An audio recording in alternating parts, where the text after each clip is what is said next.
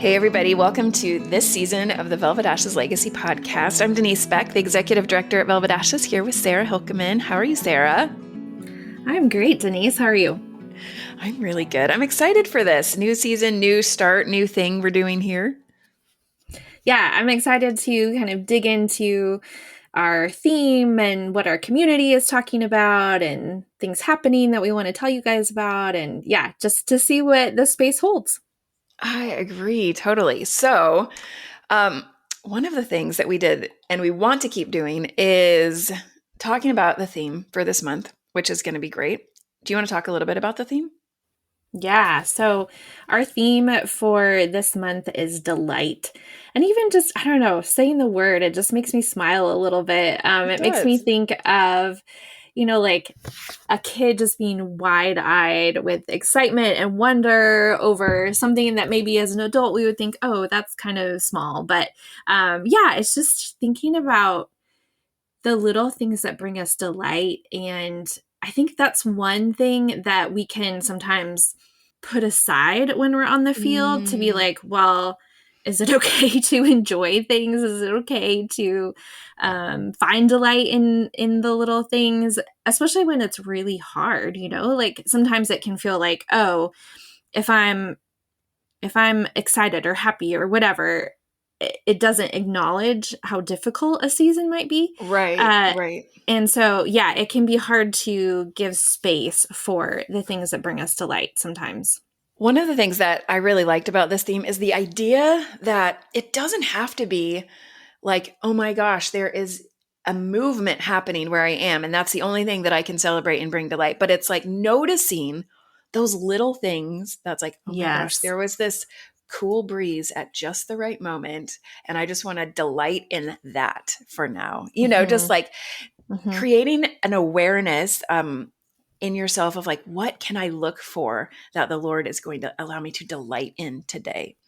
And so, like making space for those small things and even just acknowledging we live, and I say we, talking about the Velvet Ashes community, in some pretty amazing, interesting places all over the world. Right. And it's like the delight of, I got to see that with my eyes, And so it's just like having those moments. I know you and I have both had those in the past. We are firmly planted in the Midwest, living vicariously through all of our community now, but just like those delight things. So one of the fun things we did, and we are going to continue doing, is we want to be the filter for you to allow us to get information that we then disperse to the broader Velvet Ashes community. So one of the questions we asked on our Velvet Ashes Instagram was about your pen choice, because, oh my word, don't you know, this is such a controversial thing because like people like have their pen or their preference, Right. Okay, so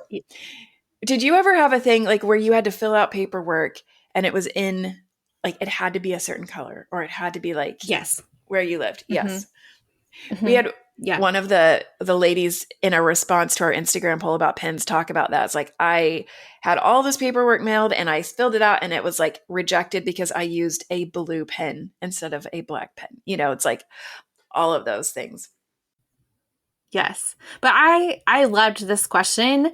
It seems small, but pens are one of those things that just bring me so much joy. If you have, your favorite pen and going to, especially now, being back in my passport country, going to the store when the school supplies are just getting put out, and it's dangerous to go down those aisles for me because there is just something about picking out your favorite pens and the other supplies. But yeah, I loved seeing also how specific people were with like their favorite for sure pen. Well, I think like I remember like making conscious choices, like I'm sitting next to somebody at an event and they asked to borrow a pen and I'm like, right, I know, if I give this to you I may not get it back, and that's like this like, oh my gosh, this is so silly, but here, this is how much I love you. Use my pen. Right. Yeah.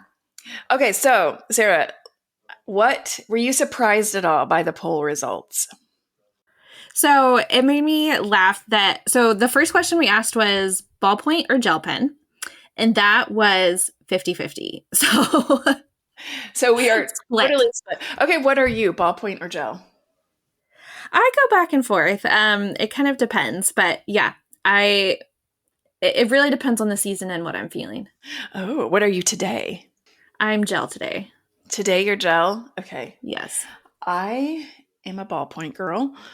But I think why is because it doesn't bleed through my Bible pages. And I am a Bible writer. So I'm like notes all over. And then, so I do prefer ballpoint in this season. Yes.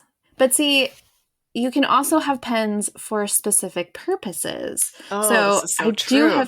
I do have a ballpoint pen for reading my Bible and underlining my Bible, but then the notes that I'm writing are in a gel pen. So we did not clarify the purpose for your pen. Right. But overall, we are totally split in our Velvet Ashes community. Okay. I did take note of the different kinds of pens. And let me just tell you, there were about almost 200 people that responded to this. And there were 26 different kinds of pens that people were specific about. So it was like, I do have a preference, but this is the pen. So, right. Yeah. I don't know. Is it possible that we put a list of those in the show notes? I don't think people want me to read 26 different kinds of pens. Yeah. We could probably put it in the show notes. When I looked through the one that had the most was the Sharpie S-Gel pen. Yes. So that several people did that. I think when I counted, and people had different like fine point or not, quite so fine, a medium, all of that. But that one had 8. 8 in that one kind of pen. Yes, that one kind of pen. And then the second one, I think that had the most was the RSVP, like fine point. That is something some of these I've never even heard of. And I'm assuming some of them may not even be ones you can get in every country. Right. Yes. I went through a RSVP stage. You did? Season. Yes, where I liked that one. Yeah. So what is your pen of choice right now? Right now I'm in a pilot phase. Pilot. Yeah, which was another one that came up several times, the G2. And sorry, everybody, for listening. Like this is getting like really specific and eat the weeds, but But if you care, you might be interested to like try them out. So mine is, I don't even know if it has a brand, but it is like, has a cross on it. Like it looks like a first aid cross, and it's a fine point ballpoint pen. And then I found one on the ground, and I'd never seen it before. And it was a fine point, and it is a Pentonic. And it is like so these are my 2 that I'm using right now. But anywho, if you're listening to this, you're probably like, and this is my favorite pen, and you're thinking about it. And I don't know I don't know what the deal is, but why we have this preference. So go ahead. No, I was just going to say, one of the things that a couple people mentioned is like, oh, do other people stock up on their favorite pen when you go back to your passport country? And that was something I was thinking about, like, are you able to get your favorite pen where you are? Or is it something that, yes, you like get a bunch of and bring back with you? Or for me, actually, my favorite pen is a super cheap pen that I got in Jordan when I was there. And when I've gone back, I've tried to stock up, or I have friends that live there, and I was like, would you please? So mine is more of like, my favorite pen is cross-cultural overseas somewhere that I can't have access to. So it's, you can't even order it. I tried. I can't even order it. Amazon does not play nice with what I like to do with pens.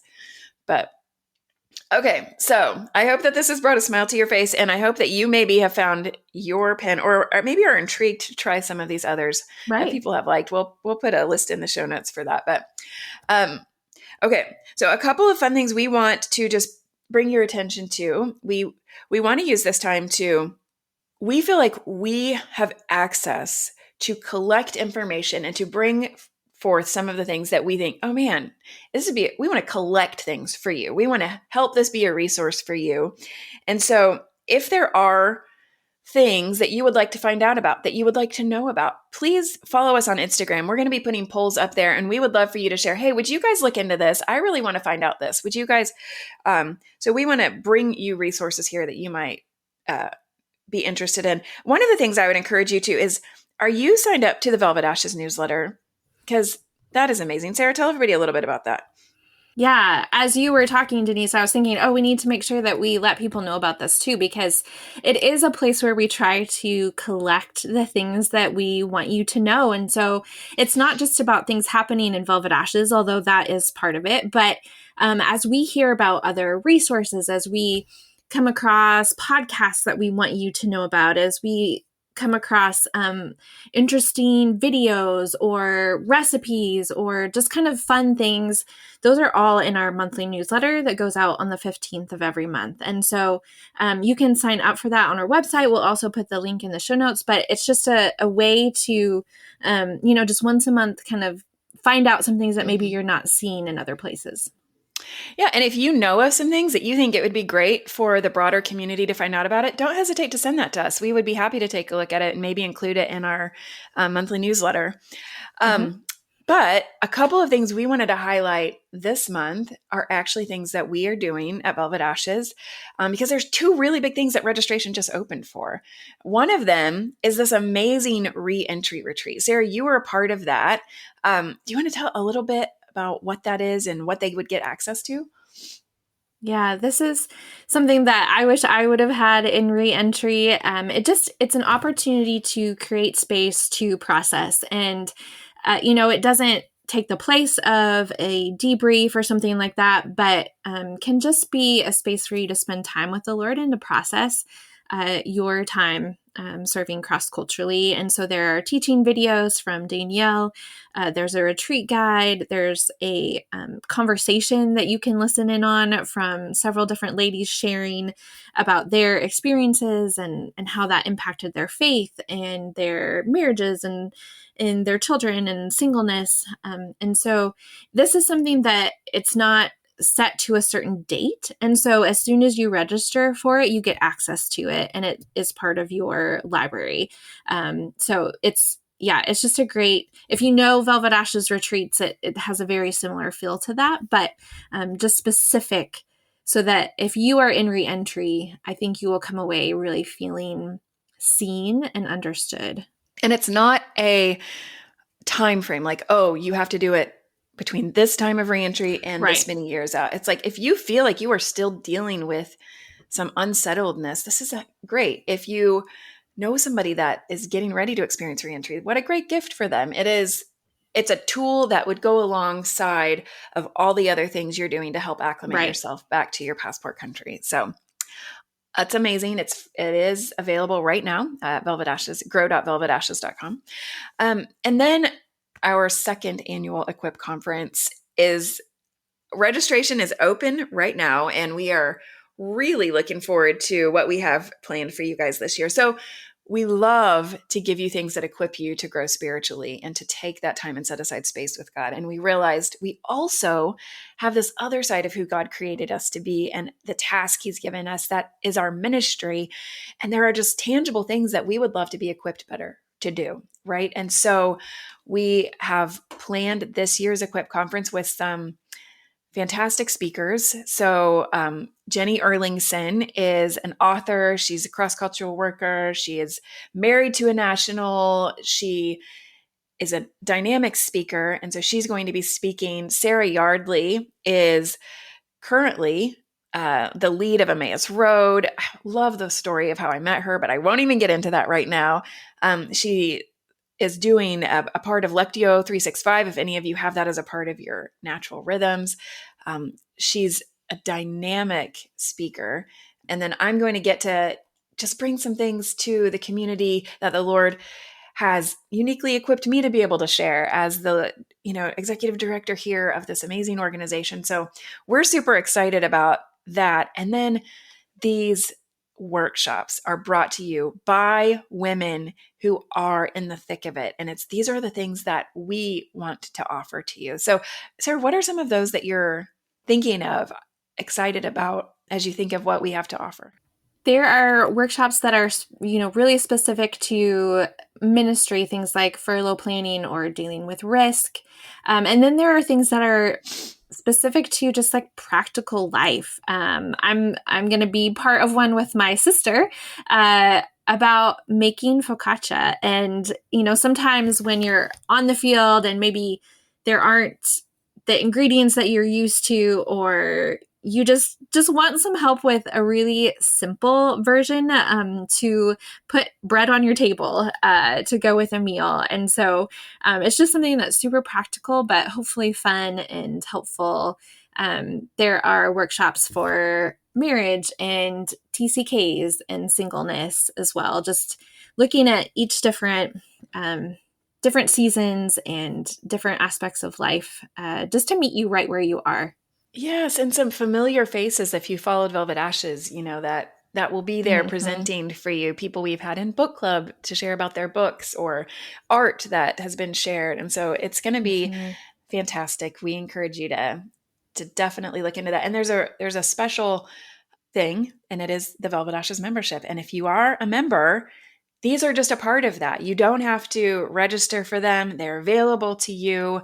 And as a Velvet Ashes member, there's also a special perk. We are giving you a coupon for 50% off that you can share with a friend, so that if you want to do this Equip conference with a friend, you can be like, hey, I have a perk because I belong to this membership community. Let me give you this coupon. Let's do this conference together. Amazing benefit. And honestly, the membership does not cost much more than if you were just to buy these two things separately. It would be, right. Why not just be a member and get access to all the things we have at the membership site for you? That is, of course, where we would love to see you, where all of our live chats and book club and monthly content happens for you there. But we would encourage you to take a look at being a part of the Reentry Retreat and the Equip conference with us. Equip is actually available. Is it October 23 to 25 is kind of Equip conference weekend. That's when you'll have access to it at first. So anyway, make plans to join us that weekend. But okay, Sarah, the second half of this podcast every month, sorry, we're not that cool. We're not doing a weekly podcast, is a great interview. Do you want to talk a little bit about who we get to interview this week? Because you're actually doing the interview. Yeah. So I got to sit down with Dawn and just hear some really neat ways that God is working. And we first got to meet Dawn, actually got to meet her in person at our first retreat in Italy a couple of years ago. And actually, even before we met her in person, we got on a call with her because she knows Italy. She loves Italy and lives in Italy. And so it was, so gracious to share her insights and ideas, and ended up, goodness, helping us so much. And she did it again for our second one just this year. So yeah, she is such a gracious person and so fun. Oh, she's a joy. She's a delight. I love getting to spend time with her. Actually, the idea for having her be the first interview that we do for this season, I remember it was one of our last nights in Italy. We have these days called excursion days that we tag on to the end of retreat to just get to go explore to delight in the beauty of where God allowed us to retreat. Have fun together. And we were at this pizza place. It was outdoor. And the group I was sitting with was at this longer table. And then you, Danielle, and Dawn were at a smaller table. I was looking across at you. And you guys were just in this deep conversation, and I could tell there was something special happening there. And so when we got back to the room that night, it was so fun to hear of the things that she shared. And that conversation has just resonated so much to us that we're like, I wonder if she would be willing to share about that with everybody. So out of that, she did say yes. And so I know that you're going to get to enjoy this conversation with Dawn on the first episode of this season of the Velvet Ashes Legacy podcast. We always want to thank Barnabas International for sponsoring this podcast, for making it possible for us to be a resource to you. And again, we'd encourage you to follow us on Instagram to be a part of other future polls that are going to shape this part of the podcast. And stay tuned. We hope you enjoy this month's Velvet Ashes Legacy podcast.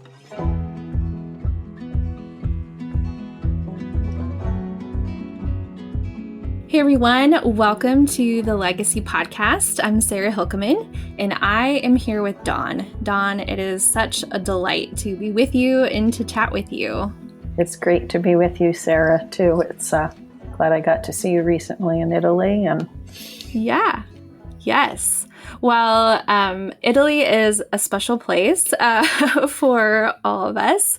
We first, our Velvet Ashes team first got to meet you at the very first in-person retreat in Italy. And even before we got there, you were giving us your advice and help, and which was lovely. But I would love for you to tell us the story of how you got to attend that in-person retreat in Italy. Okay, I would love to do that. My husband and I were going to be in the U.S. Well, we were heading to the U.S. to visit family, kind of do a home visit. And I was pretty burnt out. And regularly when we go to the U.S., Luke and I go and spend time with our elderly parents. We both had parents that were still, 3 parents that were in their 90s.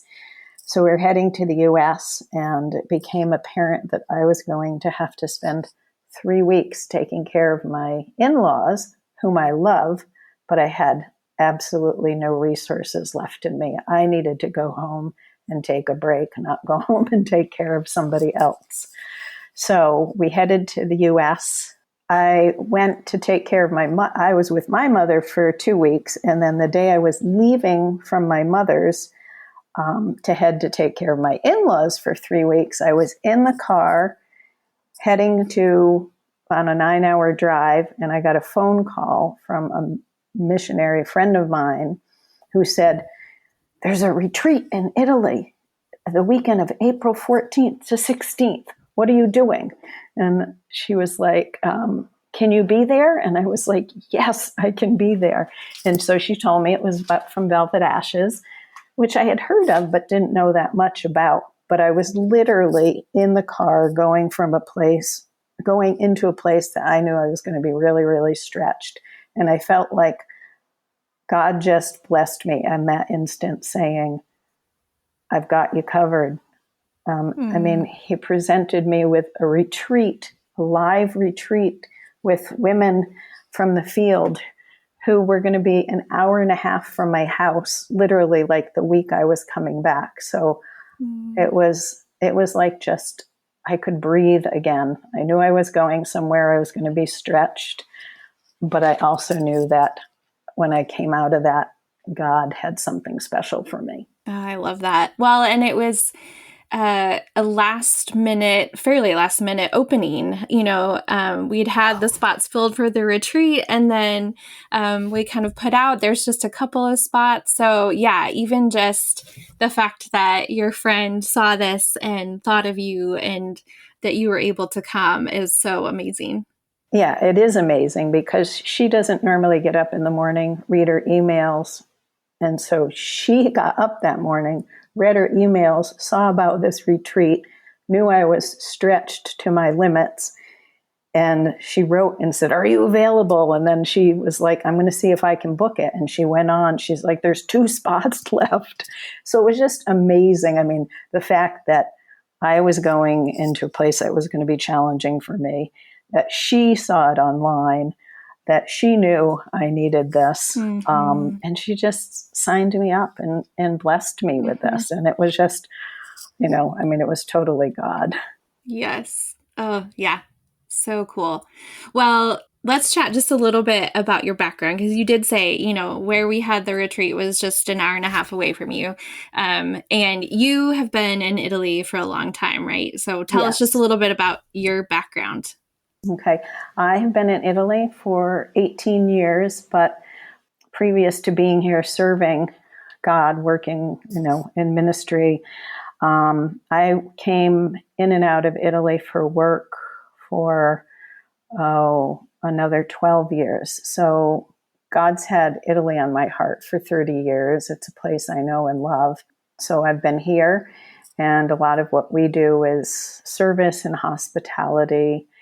And, so those are the things that you're always kind of reaching out and trying to help others take a break. And I needed a serious break.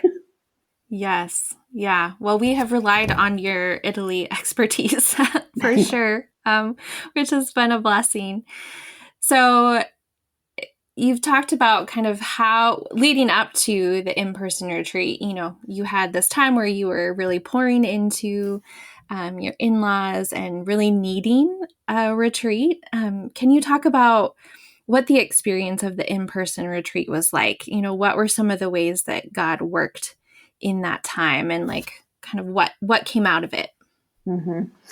Well, again, the fact that it was an hour and a half from my house, and I had nothing on my schedule. I mean, it was, everything was cleared for me to go.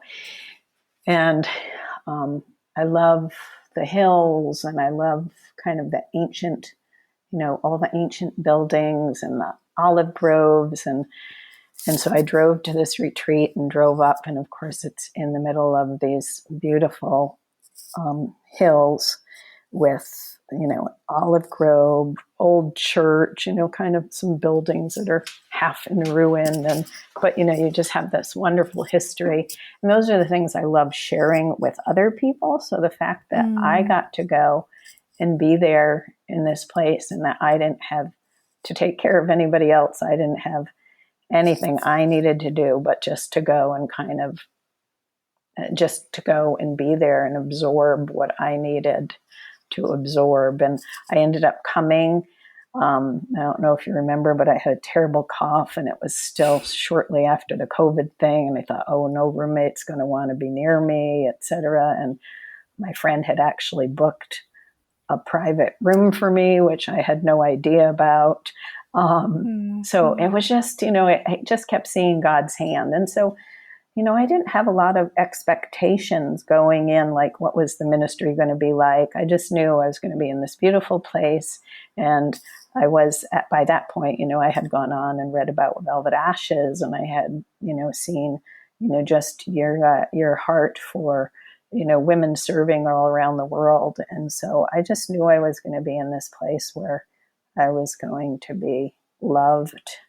And, it was great getting there. And I do have to say, I got in, and I got into my room, and there was this lovely bag full of all kinds of little gifts and things, and which I still use that bag all the time.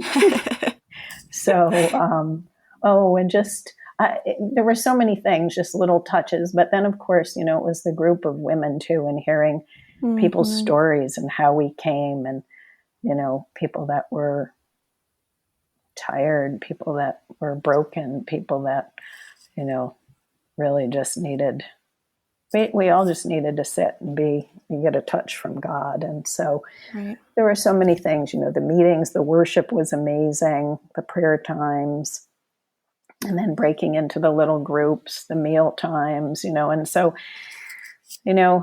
how God does things, he knows what we need and when we need it. And so even just the people, because you can't connect with everybody that comes, but there's a handful, or 3 or 4 people that I felt like I really connected with in my heart.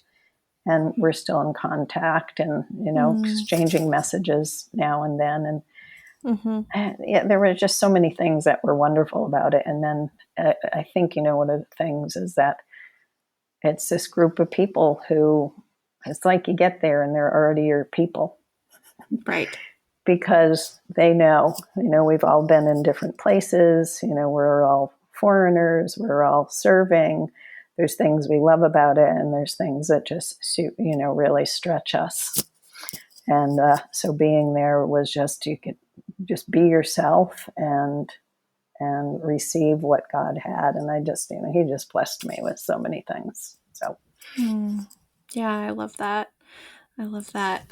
Dawn, you have shared previously about going on sabbatical after after the in-person retreat. Can you talk about how you kind of felt like that was something you were supposed to do and how you prepared for that? Okay. Yes. In fact, before I headed to the States on that little home leave where I knew that my resources were pretty, I was pretty empty. In fact, I think when I described myself at the meeting, I described myself like a funnel or a bowl that had a hole in the bottom, and that God was pouring in and it just kept leaking out the bottom. So I knew that I just really needed a break. I needed to do things differently. So after I came out of that retreat, I'm quite sure it was right while I was there. God was like, yeah, you need to take a break because I am transitioning you. And, I'm at that season in my life. I'm just going to say, I'm 66 years old. I've been on the field for over 20 years. It's just a time of life that, I was there with everybody was like kind of in their, I'm going to say 30s to early 40s mostly. So I was the old lady in the pack. But, God has new things for us in different seasons. And I just felt like he was really impressing it upon me while I was there, that he wanted to continue to pour into me, but that I needed to be whole so I could keep moving forward and he could keep using me. And so I got out of the retreat and then was really just started working on, kind of setting up my schedule for that. And like I said, because I work with other people and helping them do things, I had to kind of clear my plate.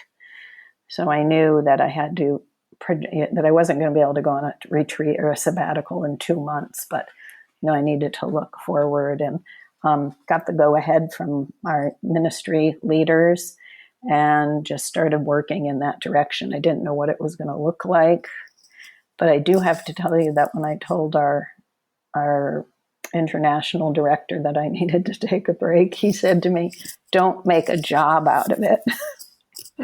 So because I'm a planner and an organizer, I was looking for the perfect place and the perfect time. And I just felt like God just kept asking me to put things down and just leave it in his hands and just follow him.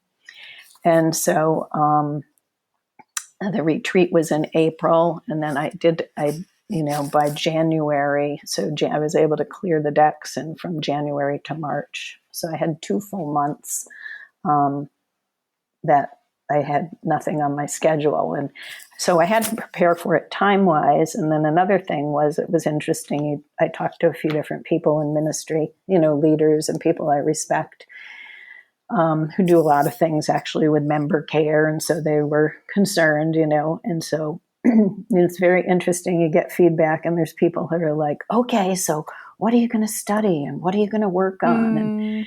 And so I had actually felt like God had already told me, don't make a job out of it. So then when I heard that from my international director, I was like, okay, God, I get it. I'm not supposed to make a job out of this. And, even I think sometimes when we need rest and we need a break, I think sometimes as Christian workers, we're like, well, what do I need to prepare myself for? Instead of what do I need to empty myself of?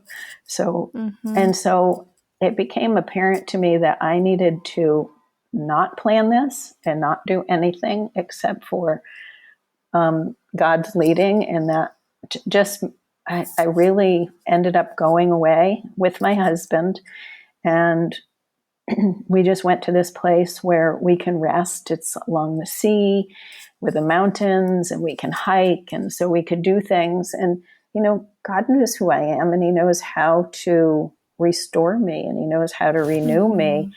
And so instead of me feeling like I needed to study or I needed to add to what I already, have experienced with God or have, learned in all the years walking with him, to just be with him. And so I would literally get up in the morning and I'd say, I'm going to walk to the next village, and I'd choose which way I was going to walk. And because it was winter, I could actually climb the mountains because it's way too hot to do that here in the summertime.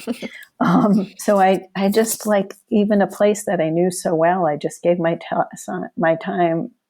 the time to explore and to be with God. And I would just, I'd have time reading, and then I would have time, praying. And then I'd go out and I'd take a walk, and I'd finish my day. I said my only commitment was sunset at seaside, because of growing up near the ocean. For me to see the sea, smell the sea, or hear the sea is already restorative. So I think when we let God show us or put in our path the things that he already knows about us, it's perfect. Mm-hmm. And I do have to tell a funny story, because I did plan one day to do an activity with my husband. There was this town that we really wanted to go see because it had an amazing castle, and they supposedly had a great market.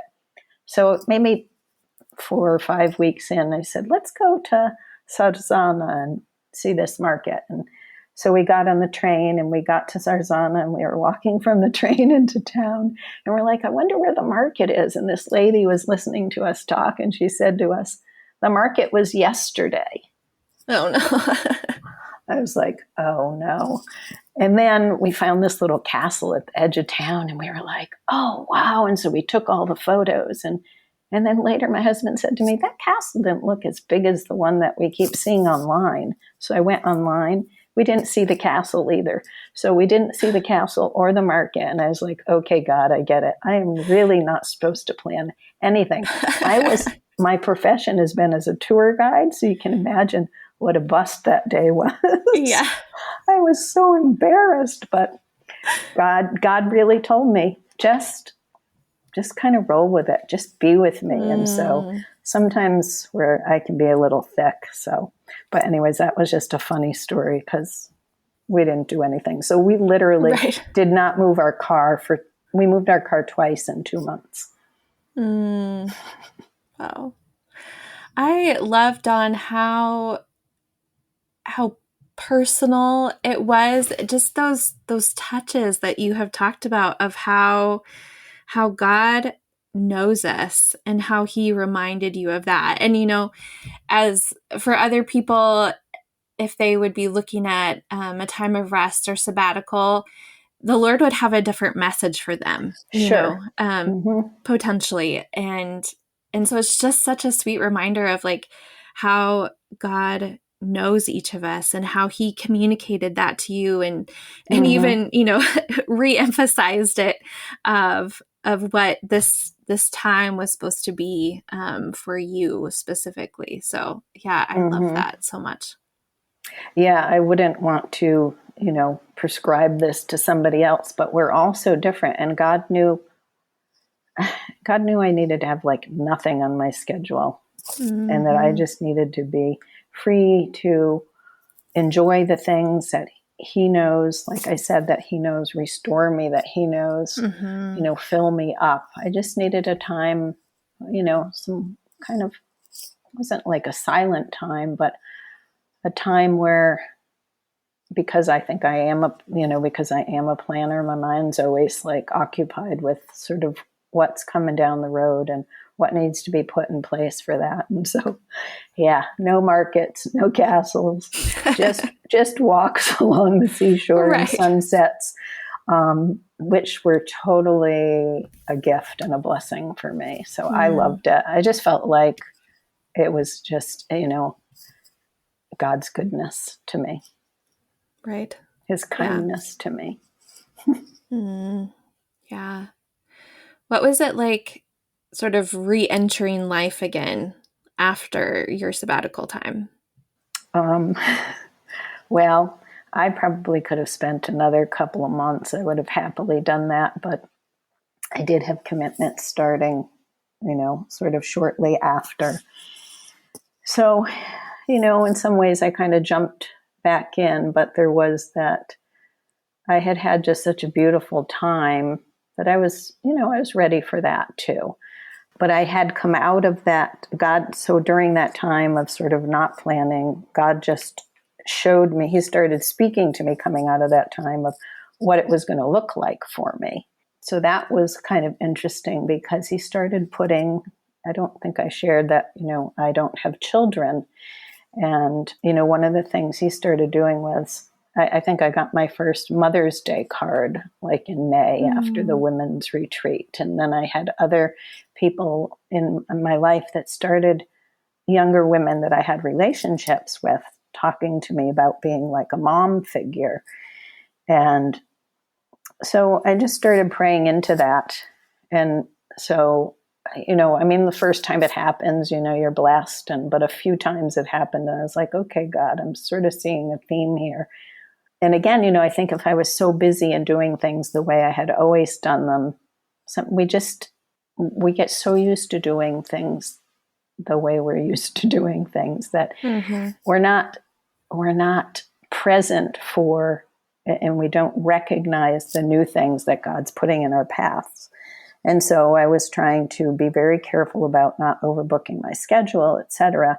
And then just these relationships that God was blessing me with, these sweet words of, you're like a mom. And so at one point I was praying and I said, I was like, okay, God,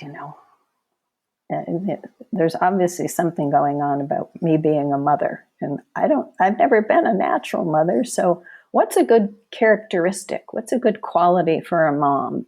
And God said, being available.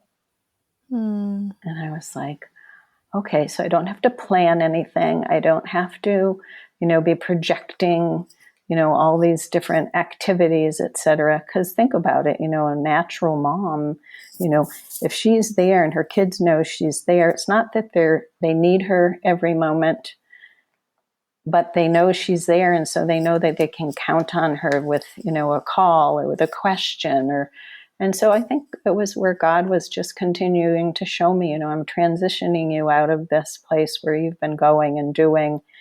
Not that you won't be going and doing, but you're going to be doing it in a different way. You're going to be available and not just moving all the time. So I've been really, I still do a lot of different things, but the way I plan my schedules is really different now. Okay. And it's making myself, being present, being available for a lot of the little things that are happening around me with either other missionaries. And, consequently, there's a small church plant happening in our city right now. And they look at us as spiritual mom and dad. And so we're not the church planters. We're not the ones that are organizing all the activities. But in the background, people know that we're there and that we're praying and that we're available. And, for a word, for a visit. And so I'm just really at a different place in my life right now. And I'm totally blessed by it. It's amazing. Yeah. Yeah. I love that, of just how kind God is to prepare us for these different seasons and to speak those words or even give us the experiences that then just have us right where he wants us for different seasons. So what a sweet gift for you. It is. It's not anything I would have imagined or that I could have ever thought about. And now I get to be involved in people's lives in a way that's, it's meaningful, it's fulfilling, it's life-giving, on not just, for the people that I'm in relationship with, for me, for others even around us that see us interacting, so, but if I'd never had taken the time to stop the way I've been always doing things, I don't think I would have, I don't know that I would have seen, I don't know that I would have heard, and I might not have allowed myself, to be available, which means, kind of keeping yourself available. What's a mom do? She's available. It's great that when we have moms who are there for us, whenever either the crisis or the joy or, whatever moment it is that they want to share, that we're available for that. So I get to be that now. Yeah. I love that so much, Dawn. Kind of as we wrap up, our theme for this month is delight. What has been bringing you delight lately? Delight. Gelato on a really hot day in Italy. No, so okay, maybe that's a little shallow, but no, it is not. I would really love to have some gelato. But I think kind of continuing with the theme that God just the other day, I think I was reading a quote by somebody, and they're saying, we're praying and we look and we're like, what is the something I need to know now? And it's, we're thinking, what part of the truth am I missing? And it said, it's not that something is the truth, it's that someone is the truth. And so I guess I'm just delighting in the fact that I can't make it happen.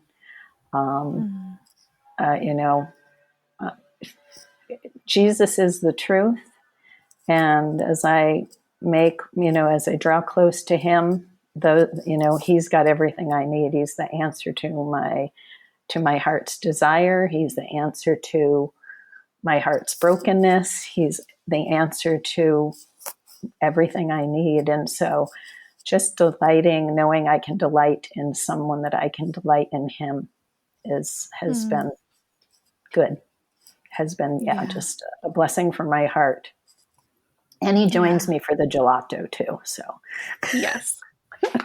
Yes. Oh, so good. Well, Dawn, thank you so much for sharing this part of your story. I'm sure there are so many other stories you could tell us about how God has been faithful in your life and your ministry, but it's sweet to get this peek into kind of this recent season of your life, and just to hear your faithfulness to what God has been speaking to you and calling you to. So thank you so much for your willingness to share with us. Oh, you're welcome. If it can be a blessing to somebody, when we share, it's life-giving. God tells us to remember. Mm-hmm. He tells us to tell our stories, and we don't know whose lives we're going to touch when we do. So Thank you for asking. And I'm glad it was, impactful for you, that it was touching that when I shared that part of my testimony. So thank you for asking me, Sarah. Yes. Well, ideally, I wish we could be having gelato, or when we initially had some of these conversations, it was over pizza in Florence. So, someday again, we'll be able to do that. But yes, friends, thank you so much for being here and for being part of the Velvet Ashes community. Look forward to continuing these conversations with you, and come back next time for another episode of the Velvet Ashes Legacy Podcast. What a pleasure to be home in you, God. What a treasure to be found.